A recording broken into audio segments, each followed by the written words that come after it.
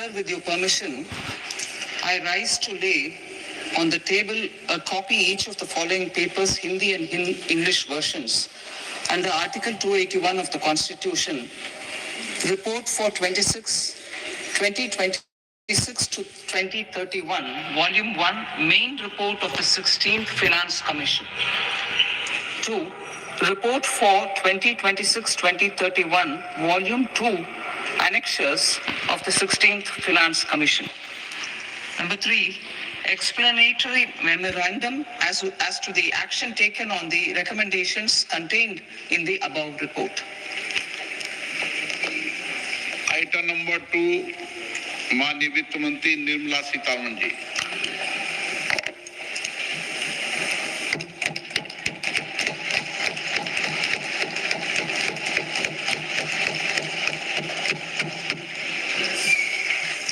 Honorable Speaker, sir, on the sacred occasion of Magh Purnima and the birth anniversary of Guru Ravidas, I present the budget for the year 2026-2027. Since we assumed office 12 years ago, India's economic trajectory has been marked by stability, fiscal discipline, sustained growth, and moderate inflation. This is the result of conscious choices we have made, even in times heightened uncertainty and disruption. Our government, led by Honorable Prime Minister Modi, has decisively and consistently chosen action over ambivalence, reform over rhetoric, and people over populism. We have pursued far-reaching structural reforms, fiscal prudence and monetary stability, whilst maintaining a strong thrust on public investment.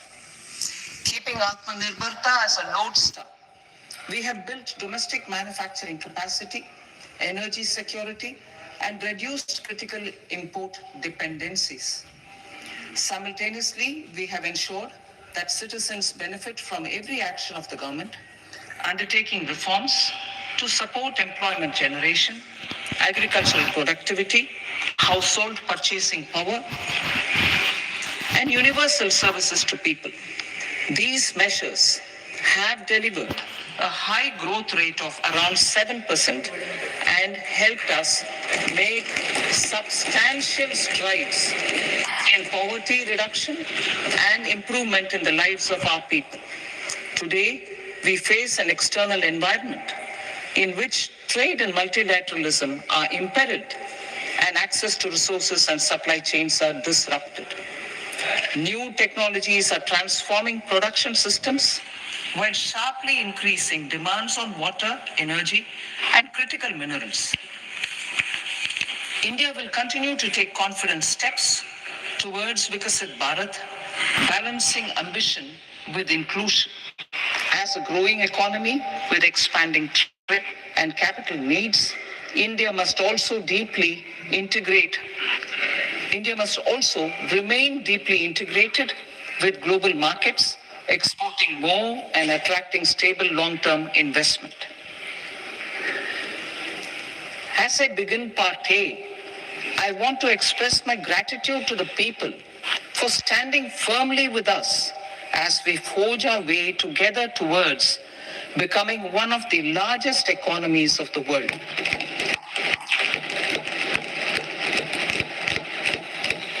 Our aim is to transform aspiration into achievement and potential into performance as we ensure that the dividends of growth reach every farmer, the scheduled caste, the scheduled tribes, the nomads, the youth, the poor, and the women. In Vikasit Bharat Young Leaders Dialogue 2026, several innovative ideas were shared with our Prime Minister, which have inspired many of the proposals, making this unique Yuva Shakti-driven budget. Our government's sankalp is to focus on our poor, underprivileged, and the disadvantaged. To deliver on this sankalp, And given that this is the first budget prepared in Kartavya Bhavan, we are inspired by three Kartavya. Our first Kartavya is to accelerate and sustain economic growth by enhancing productivity and competitiveness and building resilience to volatile global dynamics. Our second Kartavya is to fulfill aspirations of our people and build their capacity, making them strong partners in India's path to prosperity. Our third Kartavya, aligned with our vision of Sabka Saath, Sabka Vikas, is to ensure that every family, community, region, and sector has access to resources, amenities, and opportunities for meaningful participation. This threefold approach requires a supportive ecosystem. The first requirement is to sustain the momentum of structural reforms, continuous, adaptive, and forward-looking. Second, a robust and resilient financial sector is central to mobilizing savings, allocating capital efficiently, and managing risks. Third, cutting-edge technologies, including AI applications, can serve us as force multipliers for better governance. Reform Express. Our government has undertaken comprehensive reforms towards creating employment, boosting productivity, and accelerating growth. After the Prime Minister's announcement on Independence Day in 2025, over 350 reforms have been rolled out. This includes GST simplification, notification of labor codes, and rationalization of mandatory quality control orders. High-level committees have been formed, and in parallel, the central government is working with the state governments on deregulation and reducing compliance requirements.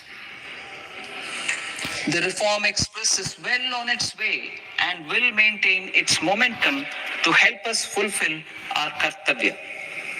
I now move to specific proposals. Under our first Kartavya, to accelerate and sustain economic growth, I propose interventions in 6 areas. 1. Scaling up manufacturing in 7 strategic and frontier sectors. 2. Rejuvenating legacy industrial sectors. 3. Creating champion MSMEs. 4. Delivering a powerful push for infrastructure. 5. Ensuring long-term security and stability. And 6. Developing city economic regions. Scaling up of manufacturing in 7 strategic and frontier sectors. Biopharma Shakti, meaning biopharma strategy for health advancement through knowledge, technology, and innovation. India's disease burden is observed to be shifting towards non-communicable diseases like diabetes, cancer, and autoimmune disorders. Biologic medicines are key to longevity and quality of life at affordable costs. To develop India as a global biopharma manufacturing hub,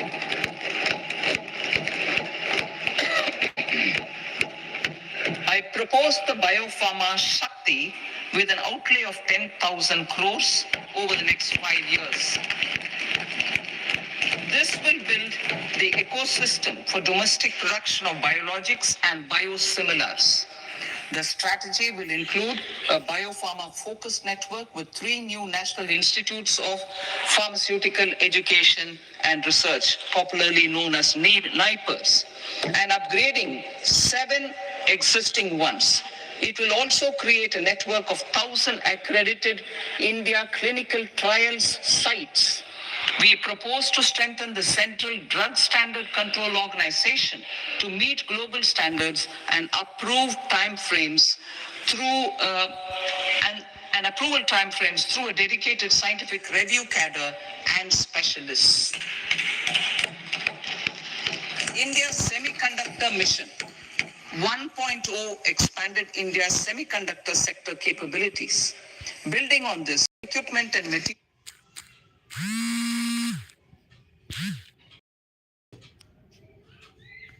materials, design full stack Indian IP, and fortify supply chains. We will also focus on industry-led research and training centers to develop technology and skilled workforce.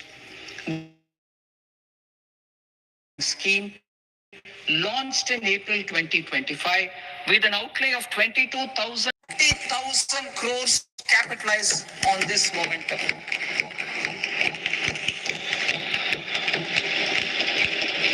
A scheme for rare earth permanent magnets was launched in 2025 November. We now propose to support the mineral-rich states of Odisha, Kerala, Andhra Pradesh, and Tamil Nadu to establish dedicated rare earth corridors to promote mining, processing, research, and manufacturing. To enhance domestic chemical production and reduce import dependency, we will launch a scheme to support states in establishing 3 dedicated chemical parks through challenge route on a cluster-based plug-and-play model. Strong capital goods.